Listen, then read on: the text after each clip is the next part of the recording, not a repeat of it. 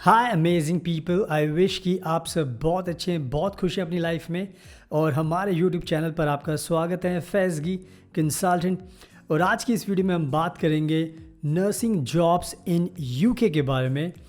इस time UK में nurses की बहुत ज़्यादा नंबर्स में ज़रूरत है, जिसकी वजह से इस टाइम यूके में बहुत सारी नर्सिंग की जॉब्स खाली पड़ी हुई हैं।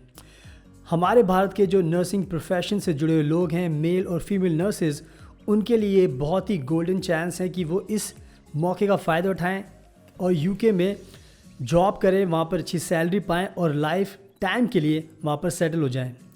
साथ में हमें भी बहुत सारी कॉल्स आती हैं इंडिया के जो नर्सिंग प्रोफेशन से जुड़े हुए लोग हैं, मेल और फीमेल नर्सेज, वो भी हमसे जानना चाहते हैं कि एग्जैक्टली वो कैसे यूके में नर्सिंग की जॉब पा सकते हैं और उसके लिए एग्जैक्टली क्या रिक्वायरमेंट है जो उनको फुलफ़िल करनी पड़ेगी।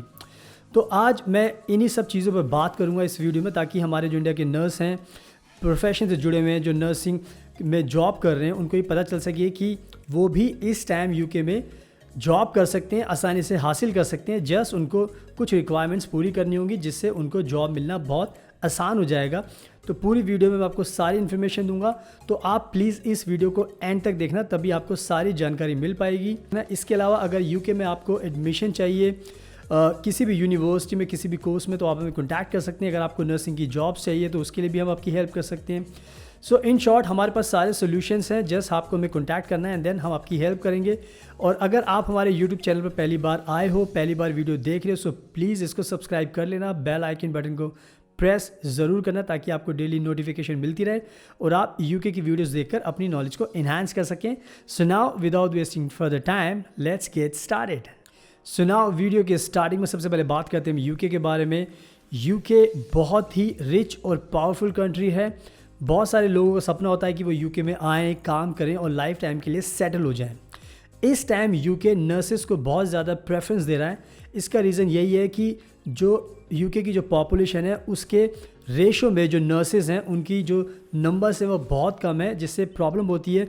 जो यूके के जो नागरिक हैं, उनकी हेल्थ की प्रॉब्लम्स बढ़ती है, क्योंकि नर्सेज जो होती हैं वो बहुत इंपॉर्टेंट रोल प्ले करती हैं किसी भी इंसान की जान बचाने के लिए और उसको हमेशा पॉजिटिविटी देने के लिए, ताकि कोई भी इंसान अगर बीमार है तो उसको हमेशा एक कंपेनियन की ज़रूरत होती है और नर्सेज इस काम को बखूबी निभाती हैं, बहुत ज़्यादा हद तक मदद करती हैं, इंसान की जान बचाती हैं, उनकी ज़िंदगी में खुशियाँ लेकर आती हैं।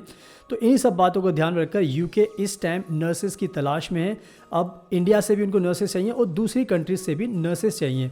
तो ये था कहीं ना कहीं एक ओवरव्यू आपको समझाने के लिए कि यूके इस टाइम नर्सेज की बहुत बड़ी नीड में है। अगर आप यूके में आओगे तो उससे आपकी लाइफ अच्छी हो जाएगी, आपको अच्छी सैलरी मिलेगी और आपका यूके में जॉब करना बहुत ही आसान हो जाएगा और साथ में आप लाइफ टाइम के लिए सेटल भी यूके में हो जाओगे। एंड नाउ अब बात करते हैं कि अगर हमारे इंडिया के जो नर्सेज हैं, अगर उनको यूके में आना है, जॉब करनी है, तो उसकी क्या एग्जैक्टली रिक्वायरमेंट्स हैं जो आपको फुलफ़िल करनी पड़ेगी। तो मैं सारी रिक्वायरमेंट्स आपको अच्छे से समझाऊंगा, प्लीज़ ध्यान से समझना। अगर आप ये सारी रिक्वायरमेंट्स पूरी कर लेते हो तो उसके बाद बहुत आसान हो जाता है आपके लिए यूके में आना, जॉब करना और लाइफ टाइम के लिए सेटल हो जाना। तो सबसे पहली जो रिक्वायरमेंट होती है, अगर आपको यूके में जॉब करना है, तो सबसे पहली जो रिक्वायरमेंट है वो होती है कि आपके पास नर्सिंग की डिग्री होनी चाहिए। अगर आपने बीएससी नर्सिंग की है 4 साल की, तो बहुत अच्छा है, आप एलिजिबल हो। अगर आपने 3 साल का डिप्लोमा किया है जीएनएम में, जनरल नर्सिंग एंड मिडवाइफरी में, तो भी आप एलिजिबल हो, ये भी अच्छी बात है। अगर आपने एमएससी नर्सिंग भी किया है, उसके अलावा कोई भी डिग्री की है नर्सिंग में, तो भी आपके लिए बहुत बड़ा बेनिफिट है कि आप एलिजिबल हो, यानी कि आपने एलिजिबिलिटी का एक जो पहला क्राइटेरिया है वो पूरा कर लिया, यानी कि आपके पास नर्सिंग की डिग्री है। तो इसका ध्यान रखना। अब बात करते हैं इंग्लिश लैंग्वेज की रिक्वायरमेंट की, बिकॉज आप सब जानते हो कि यूके की जो मेन लैंग्वेज है वो है इंग्लिश लैंग्वेज। तो अगर आपको यूके में आना है तो आपको ये प्रूव करना होगा कि आप बहुत अच्छी इंग्लिश बोलते हो, जानते हो, ताकि क्योंकि अगर आप यूके में आओगे तो जो पेशेंट होंगे यूके के, वो ऑब्वियसली इंग्लिश में बात करेंगे।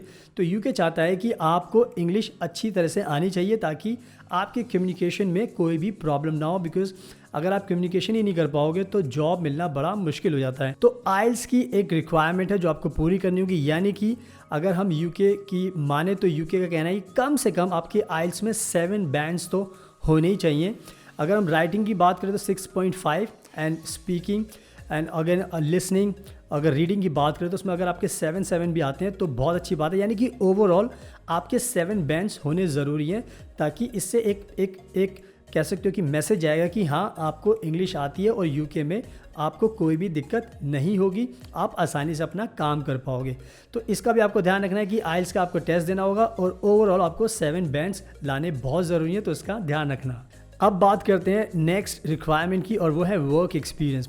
आप सभी जानते हो कि अगर आपने नर्सिंग का कोर्स किया है तो ऑब्वियसली जब तक आप एक्सपीरियंस नहीं लोगे तो आपको खुद भी नॉलेज नहीं मिल पाएगी प्रैक्टिकल की एग्जैक्टली कैसे, जब हॉस्पिटल में कुछ काम होता है नर्सिंग प्रोफेशन से जुड़ा, तो आप उसको कैसे हैंडल करते हो। तो ये भी आपको मान के चलना पड़ेगा कि अगर आपको 6 मंथ्स का एक्सपीरियंस है या जितना भी 1 साल का भी एक्सपीरियंस है तो बहुत अच्छी बात है।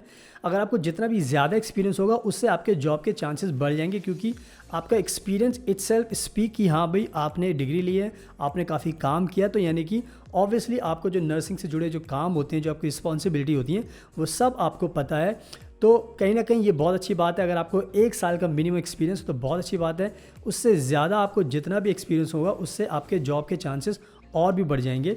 तो इसका भी आपको ध्यान रखना है कि आपके पास वर्क एक्सपीरियंस भी होना चाहिए। अब बात करते हैं एज के बारे में। अगर आपकी एज कुछ भी हो, लेकिन अगर आपने एक्सपीरियंस है, आपको आप लगातार काम कर रहे हो, तो एज की कोई दिक्कत नहीं होती यूके में। क्योंकि बहुत सारे लोग सोचते हैं कि अगर मैं 45 का हो गया, 40 का हो गया, 50 का हो गया, क्या मुझे जॉब मिल पाएगी यूके में?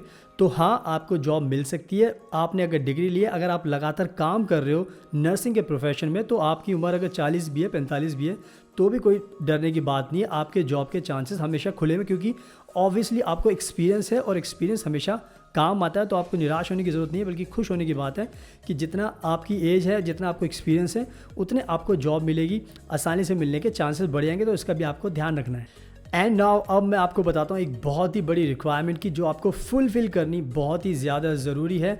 तो इसको आपको ध्यान से समझना, मैं अच्छे से आपको एक्सप्लेन करता हूँ। हर कंट्री की कहीं ना कहीं एक नर्सिंग की काउंसिल होती है, वैसे ही यूके के अंदर भी नर्सिंग एंड मिडवाइफरी काउंसिल है, जिसको हम शॉर्ट फॉर्म में बोलते हैं एनएमसी। तो एनएमसी जो है यूके की गवर्नमेंट एजेंसी है, और जितने भी नर्सेज बाहर से आती हैं उनके लिए उन्होंने 2 टाइप के टेस्ट बनाए हैं। एक जो पहला टेस्ट होता है उसको हम बोलते हैं CBT, यानी कि कंप्यूटर बेस्ड टेस्ट, और ये it's a part of like test of competence. तो ये टेस्ट आपके लिए देना बहुत ज़रूरी है। इस टेस्ट में क्या होता है, ये मल्टीपल क्वेश्चंस होते हैं, इसके अंदर 120 क्वेश्चन पूछे जाते हैं, और ये जो टेस्ट होगा ये आपको इंडिया में आप इजीली दे सकते हो। तो यानी कि ये टेस्ट डिज़ाइन किया गया है आपकी थ्योरेटिकल नॉलेज को जानने के लिए, प्रैक्टिकल नॉलेज को भी जानने के लिए, ताकि पता चल सके कि आप कितने शार्प हो, आपको कितनी नॉलेज है अपने प्रोफेशन की। तो आपको हमेशा याद रखना है कि एनएमसी ने 2 टेस्ट बनाए, जिसका पहला टेस्ट है CBT कंप्यूटर बेस्ड टेस्ट। इसमें मल्टीपल क्वेश्चंस होते हैं और उसमें 120 क्वेश्चंस होते हैं जो आपको पास करना ज़रूरी है। यानी कि उसमें अगर आपका जितना स्कोर 90% स्कोर होगा उतना अच्छा, मतलब जितना भी परसेंटेज आपका स्कोर अच्छा होगा उतना ही आपको ये माना जाएगा कि हाँ आपको नर्सिंग की अच्छी खासी नॉलेज है। तो इसका भी आपको ध्यान रखना है। सुनाओ, अब मैं आपको बताता हूँ दूसरे कॉम्पिटेंस टेस्ट के बारे में, जिसको हम बोलते हैं OSCE, OSCE। That means objective structured clinical examination. So ये एग्ज़ाम आपको देना कंपलसरी है। ये एग्ज़ाम आपको CBT पास करने के बाद देना पड़ता है, और ये बात ध्यान रखनी है कि आपको ये एग्ज़ाम यूके में ही देना पड़ेगा, क्योंकि इसके जो सेंटर्स हैं वो यूके में ही हैं। तो कहने का मतलब ये है कि ये जो एग्ज़ाम होता है, ये OSCE एग्ज़ाम होता है, ये प्रैक्टिकल एग्ज़ाम होता है। इसके अंदर आपसे वही सब चीज़ें कराई जाती हैं। फॉर एग्ज़ाम्पल इंजेक्शन कैसे देना होता है, दवाई कैसे देनी होती है, इसके अलावा स्पेसिमेन कैसे लिया जाता है। सो जो भी आपने अपनी जो डिग्री हासिल करते टाइम जो सीखा था, वही सब नेचुरल जो नॉर्मल चीज़ें होती हैं। इवन अगर आपको वर्क एक्सपीरियंस है पहले से, तो आपके लिए ये चीज़ें बहुत आसान हो जाती हैं, और इसकी बाकायदा आपको ट्रेनिंग भी दी जाती है। जहाँ पर भी जॉब मिलने के, कॉन्ट्रैक्ट मिलने के चांसेस होते हैं, वो भी आपको ये पूरी ट्रेनिंग भी देते हैं। तो कहीं ना कहीं ये बहुत ज़रूरी टेस्ट है। पहला आपको CBT, जब आप CBT पास करोगे उसके बाद ही इसका नंबर आएगा। अगर आप CBT फेल कर लेते हो तो ये भी नहीं दे पाओगे। तो कहीं ना कहीं ये टिका हुआ है, ये डिपेंड करता है आपके CBT एग्ज़ाम पे जो आपको इंडिया में देना है। उसके बाद आपको ये OSCE एग्ज़ाम देना है। तो ये पूरी की पूरी रिक्वायरमेंट थी जो मैंने आपको बताई है कि आपके पास डिग्री होनी चाहिए, आपके पास आइल्स में अच्छे बैंड होने चाहिए, आपको वर्क एक्सपीरियंस होना चाहिए, एज की कोई प्रॉब्लम नहीं है, और बाकी ये आपको जो टेस्ट है 2 ये आपको देने पड़ेंगे। अगर आप ये सारी रिक्वायरमेंट्स पूरी कर लेते हो उसके बाद यूके में आपको जॉब आसानी से मिल जाती है और अच्छी खासी सैलरी भी मिलती है। तो कहीं ना कहीं आपकी लाइफ बहुत अच्छी हो जाएगी अगर आप थोड़ी सी मेहनत करोगे, थोड़ा सा अपने आप को फोकस्ड रखोगे।